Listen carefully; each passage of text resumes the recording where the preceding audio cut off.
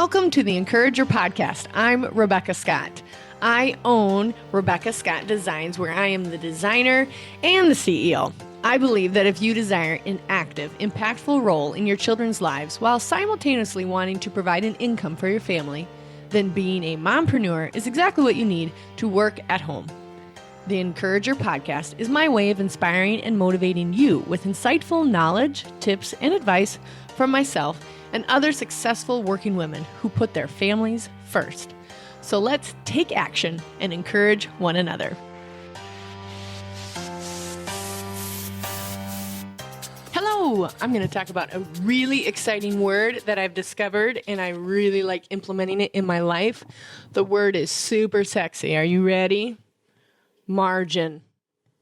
Just kidding. It's totally not sexy at all, but it's a really important word.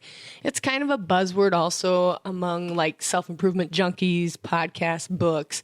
The word is margin, and it means putting margin in your life, putting breaks in your day-to-day, in your month, in your week to allow yourself to sit back and absorb what you have created or what you're working on, but it allows space. And it's difficult for me with all the roles in my life. I'm a wife, mother, business owner, entrepreneur. And I'm sure you're listing off your roles in your head as you think about it too. And you think, margin, bull, where am I going to put that in? But it is important. And let me tell you, it's fantastic when you do it. The first thing about what I want to talk about is, why is margin important? Because it allows you to step back, check out for a little bit. You know, when you're working on a problem so intensely and you're like, oh, I cannot figure this out. And then you get interrupted by a small child and you go and you meet their need and then you come back and you're like, oh, duh, I just had to create a new document. You know, or whatever the simple thing is. It's because we were too involved. We were too intense. And maybe God sent that little kid with their brand new, awesome little need. And you left and came back and were totally refreshed. That small little area right there, that was margin. But I want you to have that more.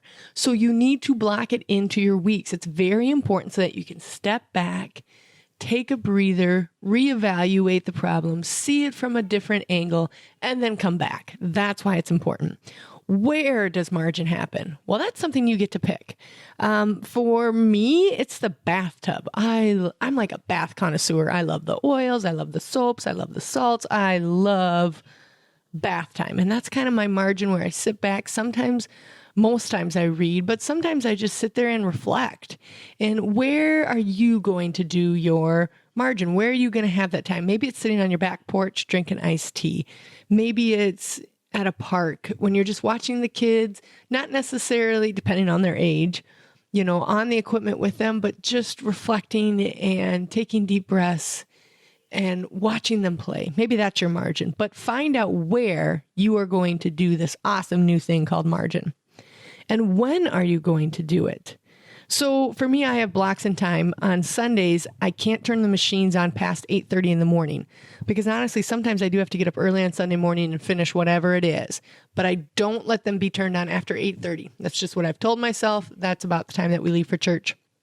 And then I don't turn the machines on Sunday, the sewing machines. Okay, so that's my personal rule. So that's when. And then also during the week, for about the first 10 minutes after 1:30, so about from 1:30 to 1:40, I have a margin of time in there where I just sit at my desk and I just think. I don't write anything during that time. I just think. I even do think about the business, and that's okay just to reflect, but I'm not doing during that 10 minutes. I'm just reflecting and thinking. When you do your margin, is it going to be on a weekly basis, on a daily basis, on a monthly basis? When are you building that time in? When you just check out, when you just color with your children, when you just bake with your children, when you just sit in your living room? Side note, has anyone ever looked at their living room objectively and been like, oh my gosh, I have a really cute decorated living room and I never spend any time in there?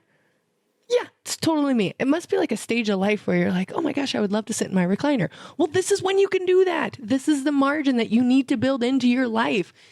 If you can't do it daily, then do it weekly where you're like, I'm just going to sit in this chair and reflect in my awesome living room.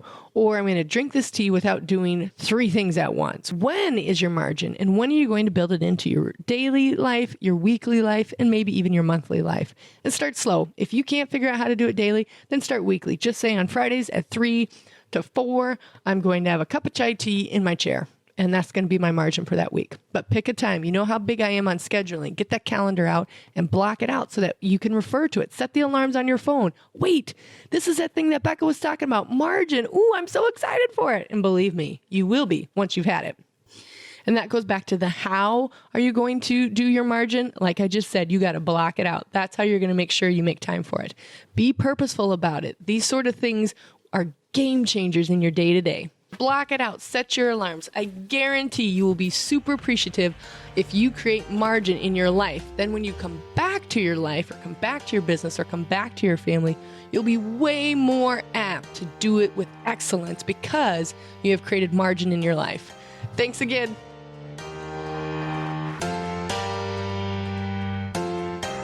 Thank you so much for tuning in today.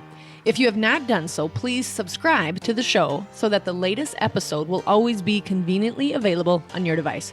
You can also find the show notes on my website at shoprsd.com.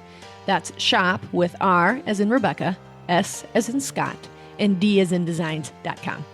The Encourager Podcast tab is at the bottom of my website, which holds some great resources like my recommended book page, how to rate and review my podcast, and reflection guides that correspond with each episode. Each review and rating is so valuable to us. I sincerely hope you feel encouraged and empowered to tackle anything that comes your way this week. Remember to be grateful, humble, and kind. Then joy will come ushering in. Until next time on The Encourager.